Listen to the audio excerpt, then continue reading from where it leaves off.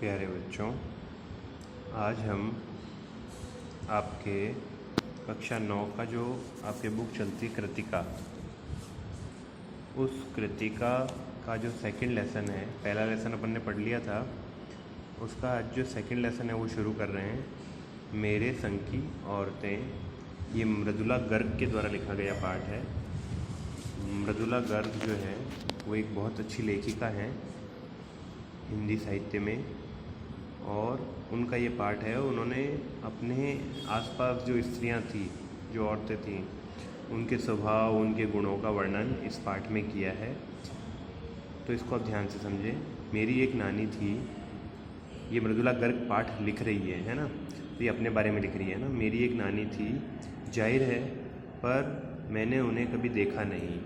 यानी अब ये अपने बारे में बता रही है कि भाई एक नानी उसकी थी, लेकिन उसने अपनी नानी को कभी नहीं देखा। यानी उसके जन्म या उसके समझने से पहले उनकी नानी जी जो है वो इस संसार से विदा हो गई थी। मेरी माँ की शादी होने से पहले ही उनकी मृत्यु हो गई थी। शायद नानी से कहानी न सुन पाने के कारण बाद में हम 3 बहनों को खुद कहानियाँ कहनी पड़ी। यानी इनकी 3 बहनें हैं कुल ये, और ये तीनों बहनें अच्छी कहानियाँ कहती है। जैसे कि ये पाठ उन्होंने कहानी के रूप में लिखा है। नानी से कहानी भले ही ना सुनी हो, नानी की कहानी ज़रूर सुनी, और बहुत बाद में जाकर उसका असली मर्म समझ में आया। यानी नानी की बारे में, नानी के जीवन के बारे में हमने ज़रूर सुना अपनी माँ से या दूसरे लोगों से, और बाद में हमको पता चला कि इसका क्या मतलब था। पहले बचपन में हमने सुन लिया, और फिर जब बड़े हुए तब हमको उसका असली मतलब समझ में आया। पहले इतना ही जाना कि मेरी नानी पारंपरिक, अनपढ़, पर्दानशीन का मतलब होता है पर्दे में रहने वाली औरत, है ना, घूंघट करने वाली औरत थी, जिनके पति शादी के तुरंत बाद उन्हें छोड़कर बैरिस्ट्री पढ़ने विलायत चले गए थे। कैम्ब्रिज विश्वविद्यालय से डिग्री लेकर जब वे लौटे और विलायती रीति रिवाज के संग ज़िंदगी बसर करने लगे, तो नानी के अपने रहन सहन पर उनका कोई असर नहीं पड़ा। न उन्होंने अपनी किसी इच्छा, आकांक्षा या पसंद नापसंद का इजहार पति पर कभी किया। मतलब कि उनके पिता तो, उनके जो नाना जी थे, वो तो बहुत अच्छे पढ़े लिख करके आ गए, और वो बिल्कुल जैसे विदेशी लोग रहते हैं बिल्कुल वैसे रहते थे, मतलब अच्छे तरीके से। जबकि नानी अपने पारंपरिक ढंग से, जो भी उनके पर्दा करने वाला और वो जो सिस्टम था नानी का, वही सिस्टम रहा।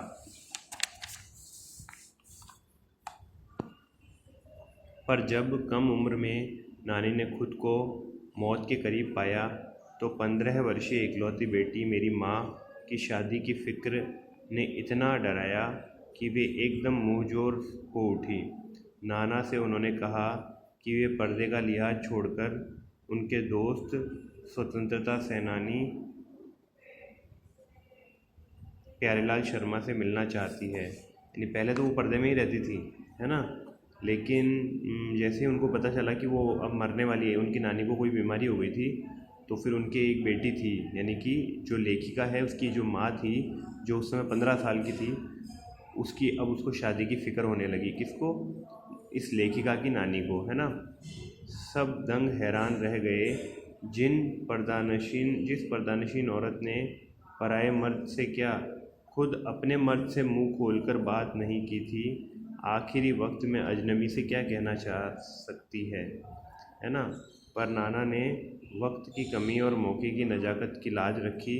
सवाल जवाब में वक्त बर्बाद करने की बजाय फ़ौरन जाकर दोस्त को लिवा लाए और बीवी के हुजूर में पेश किया। मतलब कि प्यारेलाल जो थे, प्यारेलाल जी शर्मा, वो एक स्वतंत्रता सेनानी थे और उसके नाना के दोस्त थे। तो उनको बुला लाए और उनको कहा कि अब आप उनको बुला लाओ, मैं मरने वाली हूँ, मतलब उनको कोई बीमारी वगैरह हो गई होगी, तो इसलिए अब आप जो है उनको बुला के लाओ, मेरे को बात करनी है। अब तो नानी ने कहा, और वह और भी हैरतअंगेज था। उन्होंने कहा, वचन दीजिए कि मेरी लड़की के लिए वर आप तय करेंगे। मेरे पति तो साहब हैं और मैं नहीं चाहती मेरी बेटी की शादी साहबों की फर्मा बरदार से हो। आप अपनी तरह आज़ादी का सिपाही ढूंढकर उसकी शादी करवा दीजिएगा। यानी कि नानी ने क्या कहा कि आप जो प्यारेलाल शर्मा थे वो खुद एक बहुत अच्छे मतलब स्वतंत्रता सेनानी थे, उस समय अंग्रेज़ों से लड़ाई चल रही थी, है ना। तो आप ऐसे लड़के से मेरी बच्ची की शादी करवाना, किसी अंग्रेज़ साहब से या किसी ऐसे व्यक्ति से मत कराना जो अंग्रेज़ों की चाटुकारिता करता हो, बल्कि एक ऐसे व्यक्ति से शादी कराना जो अंग्रेज़ों के खिलाफ़ लड़ाई कर रहा हो। कौन कह सकता था कि अपनी आज़ादी की से पूरी तरह बेखबर उस औरत के मन में देश की आज़ादी का के लिए ऐसा जुनून होगा। मतलब कि उसकी नानी के पति जो थे, यानी उसके नाना जो थे मृदुला के, वो तो एक अंग्रेज़ों की नौकरी करते थे, जबकि ये औरत जो थी ये अंग्रेज़ों से सख्त घृणा करती थी। और इन्होंने आज़ादी का जो स्वतंत्रता का जो सेनानी था उसको बुलाया और कहा कि आप जो है ना शादी करवाना मेरी बच्ची की, और ऐसे बच्चे से कराना, ऐसे लड़के से कराना जो स्वतंत्रता का सेनानी हो खुद भी, ठीक है ना। तो बाद में मेरी समझ में आया कि दरअसल वे निजी जीवन में भी काफ़ी आज़ाद ख्याल रही होंगी। ठीक है, उन्होंने नाना की ज़िंदगी में कोई दखल नहीं दिया, न उसमें साझेदारी की, पर ज़िंदगी का को अपने ढंग से जीती ज़रूर रही। पारंपरिक घरेलू उबाऊ और खामोश ज़िंदगी जीने में आज के हिसाब से क्रांतिकारी चाहे कुछ न रहा हो, दूसरे की तरह जीने के लिए मजबूर न होने में असली आज़ादी कुछ ज़्यादा थी। माने आप चाहे अपने तरीके से अपने संस्कारों के साथ रहें तो उसमें कोई दिक्कत नहीं है, लेकिन आप दूसरों के हिसाब से जिएंगे तो फिर वो आज़ादी नहीं है। अब पर्दे में रह कर के भी अगर वो आनंद से है, अपने संस्कारों के साथ जी रही है, तो उसमें कोई भी दिक्कत नहीं है। खैर, इस तरह मेरी माँ की शादी ऐसे पढ़े लिखे होनहार लड़के से हुई जिसे आज़ादी के आंदोलन में हिस्सा लेने के अपराध में ICS के इम्तिहान में बैठने से रोक दिया गया था।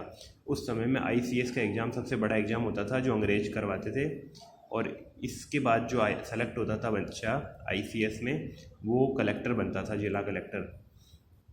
और उसकी जेब में पुश्तैनी पैसा ढेला एक भी नहीं था। माँ बेचारी अपनी माँ और गांधी जी के सिद्धांतों के चक्कर में सादा जीवन जीने और ऊंचे ख्याल रखने पर मजबूर हुई। माँ बेचारी का मतलब है कि लेखिका की माँ। हाल उनका यह था कि खादी की साड़ी उन्हें इतनी भारी लगती थी कि वे कमर चनका खा जाती। रात रात भर जागकर वे उसे पहनने का अभ्यास करती जिससे दिन में शर्मिंदगी न उठानी पड़े। वे कुछ ऐसी नाजुक थी कि उन्हें देखकर उनकी सास यानी कि मेरी दादी ने कहा था कि हमारी बहू तो ऐसी है कि धोई पोंछी और छींके पर टांग दी। मतलब कि हमारी बहू से कुछ काम नहीं करवाया जा सकता, बस धो पोंछ के रख दो, टांग दो कहीं पे, सजा के रखने की चीज़ है। गनीमत यही है कि किसी ने उन्हें छींके पर से उतारने की पेशकश नहीं की। यानी कि जो है दादी जो है उन पर व्यंग करती थी कि इतनी कोमल, इतनी जो है ना, क्योंकि बहुत ही बड़े साहब की बेटी थी तो बहुत प्यार से पली थी, है ना, तो कमज़ोर सी थी वो, है ना। क्यों नहीं कि उसकी दो वजह थी। पहली यही कि हिंदुस्तान के तमाम बाशिंदों की तरह उनके ससुराल वाले भी साहबों के से खासे अभिभूत थे और मेरे नाना पक्के साहब माने जाते थे। यानी कि उनको कोई कुछ कहता नहीं था मेरी माँ को, क्योंकि उसके नाना का बड़ा रौब था, क्योंकि अंग्रेज़ों के तरह ही वो भी साहब थे। बस जात से वे हिंदुस्तानी थे, बाकी चेहरे मोहरे, रंग ढंग, पढ़ाई लिखाई सब में अंग्रेज थे। यानी कि इसके जो लूला गर्ग के जो नाना जी थे वो हर तरह से अंग्रेज़ों की तरह से थे। मज़े की बात यह है कि हमारे देश में आज़ादी की जंग लड़ने वाले ही अंग्रेज़ों के सबसे बड़े प्रशंसक थे। गांधी, नेहरू हो या मेरे पिताजी के घर वाले, भले लड़का आज़ादी की लड़ाई लड़ते, जेब खाली और शोहरत सिर करता रहे, दबदबा उसके साहबी ससुर का ही था। ठीक है ना, यानी लड़का भले आज़ादी की लड़ाई लड़ो, लेकिन जो उसके नौकरी करते थे, उसके जो पिताजी या उसके दादाजी, उनका ससुर जी का ही अधिक महत्व था समाज में भी। एक आन बान शान वाले साहब ने उनके सिरफिरे लड़के को अपनी नाजुक जान लड़की सौंपी। यानी एक ऐसे साहब जो खुद तो साहब थे लेकिन उनका लड़का जो है आज़ादी की लड़ाई लड़ रहा था, तो ऐसे उन दोनों ने आपस में संबंध हुआ। प्यारेलाल जी शर्मा ने ये संबंध करवाया था। उससे रोमांचक क्या कोई परिकथा होती। नानी की सनक भरी आखिरी ख्वाहिश और नाना की रजामंदी वे रोमांचक उपकथाएं थी जो कहानी के तिलिस्म को और गाढ़ा बना चुकी थी। दूसरी वजह माँ की अपनी शख्सियत थी।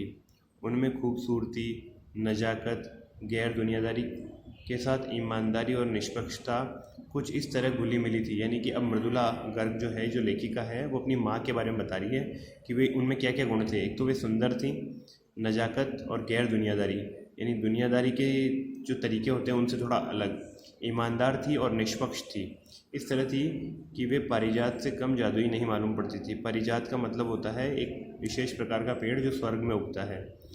उनसे ठोस काम करवाने की कोई सोच भी नहीं सकता था। यानी वो इतनी सरल, इतनी कोमल थी कि कोई मजबूत काम करने के लिए उनको नहीं कहा जाता था। हाँ, उस ठोस और हवाई काम के लिए उनकी ज़बानी राय ज़रूर मांगी जाती थी। और लेकिन कोई मजबूत काम करने के लिए उनसे राय मांगी कि अलमारी उधर रखवानी है, क्या करें, तो राय मांग लेते, भाई वहाँ नहीं रखा कि वहाँ रखवा दो। लेकिन उनको कोई नहीं कहता था कि अलमारी आप उधर रख दोगे क्या। उनके शरीर इतना कमज़ोर था कि उसको देख करके उनको ये कोई कहता ही नहीं था कि ये कोई मजबूत काम, कोई भारी चीज़ उठाने का काम या ऐसा कोई काम नहीं है। पत्थर की लकीर की तरह ये निभाई भी जाती थी। यानी कि उनको उनसे राय ज़रूर ली जाती थी, पर उनसे काम करवाया नहीं जाता था उस तरह का भारी काम। ठीक है ना। तो प्यारे बच्चों, आज की वीडियो में इतना ही। ये बहुत सुंदर पाठ है, अच्छा पाठ है, इसको आप घर पर भी पढ़ें खुद, तो आपको बड़ा आनंद आएगा। और आप देखेंगे कि लेखिका ने कितना सुंदरता के साथ जो है अपना परिवार का या अपना वर्णन किया है। तो आज की वीडियो में इतना ही। थैंक यू बेटा।